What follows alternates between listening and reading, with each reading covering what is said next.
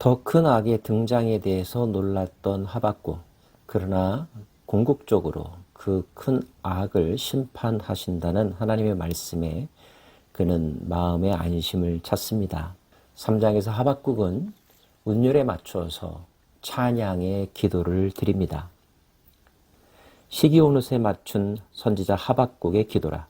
여호와여, 내가 주께 대한 소문을 듣고 놀랐나이다. 여호와여, 주는 주의 일을 이 수년 내에 부흥하게 하옵소서. 이 수년 내에 나타내시옵소서. 진노 중에라도 긍휼을 잊지 마옵소서. 주께 대한 소문, 주께서 하시고자 하는 일, 그것은 무엇일까요? 바벨론을 통하여서 유다를 채찍질하시고 징계하시고 연단시키시죠. 유다에 있는 악을 소멸시키십니다. 그러나 그 도구로 쓰였던 바벨론도 결국은 완전하게 진멸할 것이라는 것. 그 하나님의 깊은 뜻, 큰 그림에 감동하면서 하박국은 그 일을 수년 내에 행하시옵소서 간구합니다. 그리고 수년 내에 부흥시켜달라고 이야기하는데요. 여기서의 부흥이란 단지 그 나라의 번성과 형통함을 의미하는 것이 아닙니다. 엄청난 연단을 통하여서 부흥해야 될 것은 유다 백성들, 하나님의 선택받은 백성들의 영적인 거듭남이죠. 하나님의 영으로 충만한 상태가 되기를 원한다고 호소하고 있는 것입니다. 하나님이 대만에서부터 오시며 거룩한 자가 바란산에서부터 오시노도다. 그의 영광이 하늘을 덮었고 그의 찬송이 세계에 가득하도다. 그의 광명이 햇빛 같고 광선이 그의 손에서 나오니 그의 권능이 그 속에 감추어졌도다. 대만은 에돔 땅을 의미하는데요. 하나님의 영광이 가까이서 멀리서 그러나 분명하게 오신다는 것을 상징적으로 표현한 장소들입니다.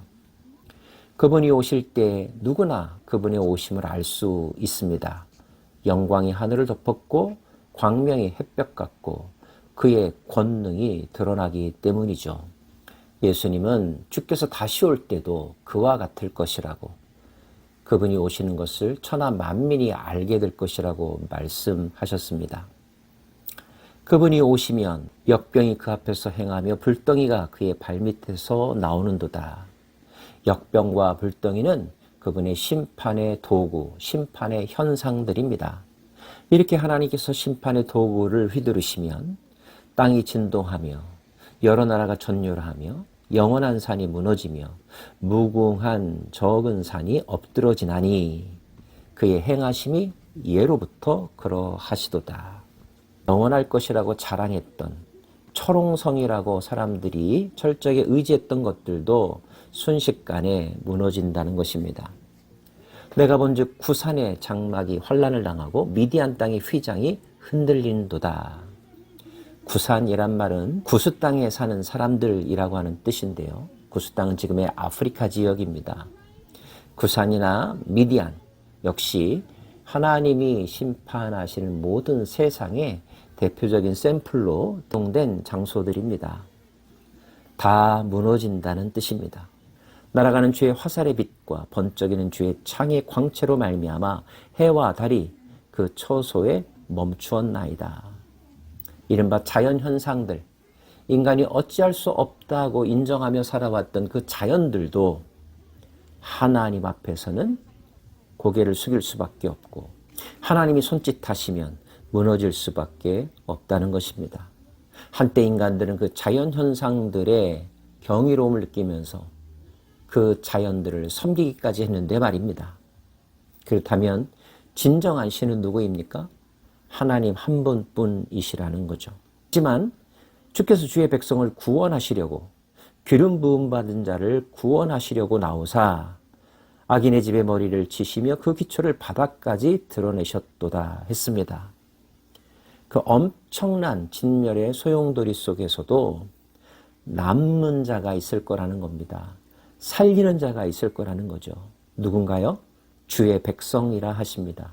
기름 부음 받은 자라 하십니다.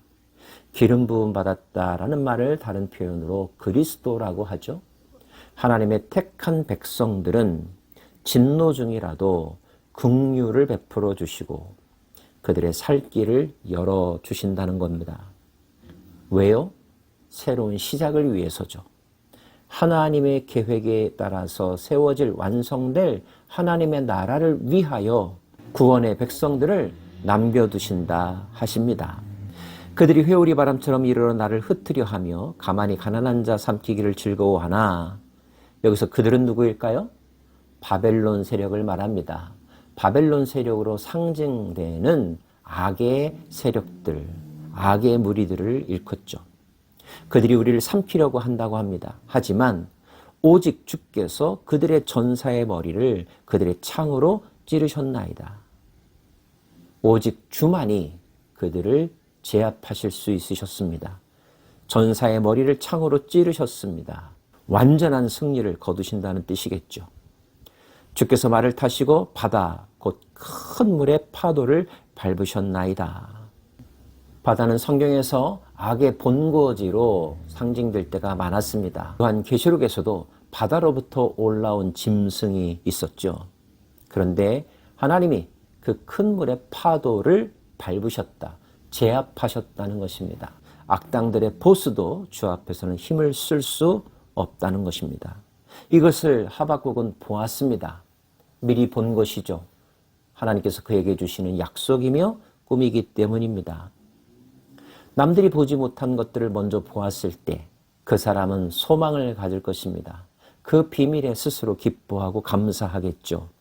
16절 말씀 보십시오. 무리가 우리를 치러 오는 환난 날을 내가 기다림으로 썩이는 것이 내 뼈에 들어왔으며 내 몸은 내 처소에서 떨리는도다. 16절 말씀을 다른 번역으로 다시 읽어드립니다.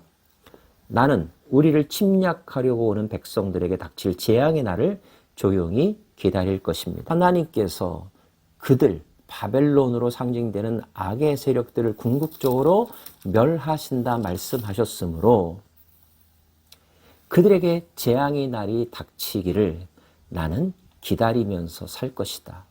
기다리면서 인내할 것이다. 고백하고 있는 것입니다. 원수들이 망할 날을 기다리면서 사는 것, 이것이 환난 가운데 있었던 의인들의 삶의 모습이었습니다. 그리고 하박국은 그 유명한 노래를 하죠. 비록 무화과 나무가 무성하지 못하며 포도나무에 열매가 없으며 감람나무에 소출이 없으며 밭에 먹을 것이 없으며 우리의 양이 없으며 외양간에 소가 없을지라도, 그러나 나는 그 원수들에게 닥칠 재앙의 날을 기다리며 여호와로 말미암아 즐거워하며 나의 구원의 하나님으로 말미암아 기뻐하리로다. 경제적으로 빈곤합니다. 삶의 환경도 너무나 어렵습니다. 오늘을 살아낼 수 있을까라고 하는 근심스러운 환경이 닥쳐왔습니다.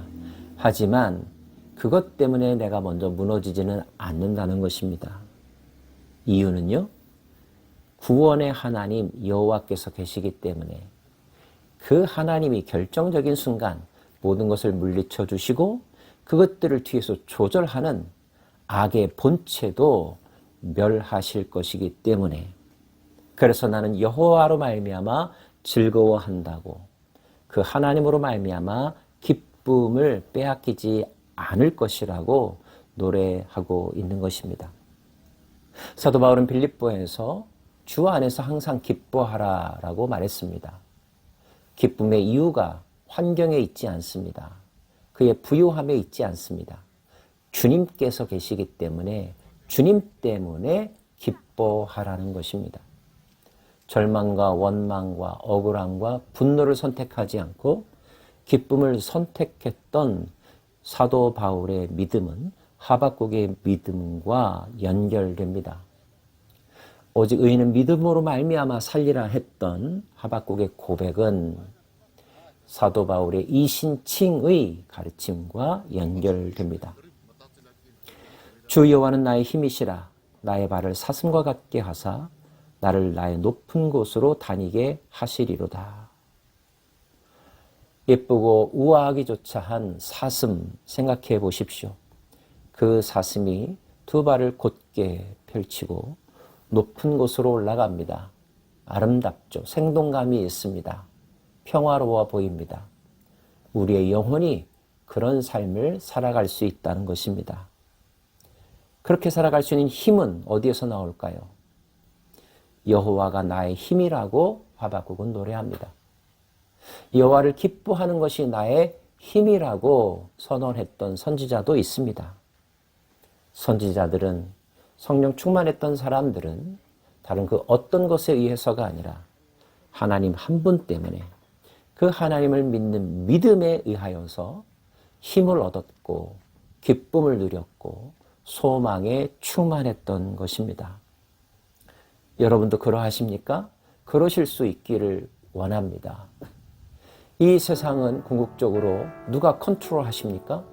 하나님이 컨트롤 하십니다. 또는 많은 사람들에게 알려진 권력자에 의해서가 아닙니다. 그 권력자도 하나님이 통제하십니다. 심지어 하나님이 낮추시고 멸절시키실 수도 있으십니다. 악인은 반드시 망할 것입니다. 악인이 망하는 날을 여러분의 두 눈으로 목격할 수 있기를 원합니다. 그날을 기다릴 수 있는 믿음이, 살아있는 믿음이 오늘도 여러분 안에 충만하기를 원합니다.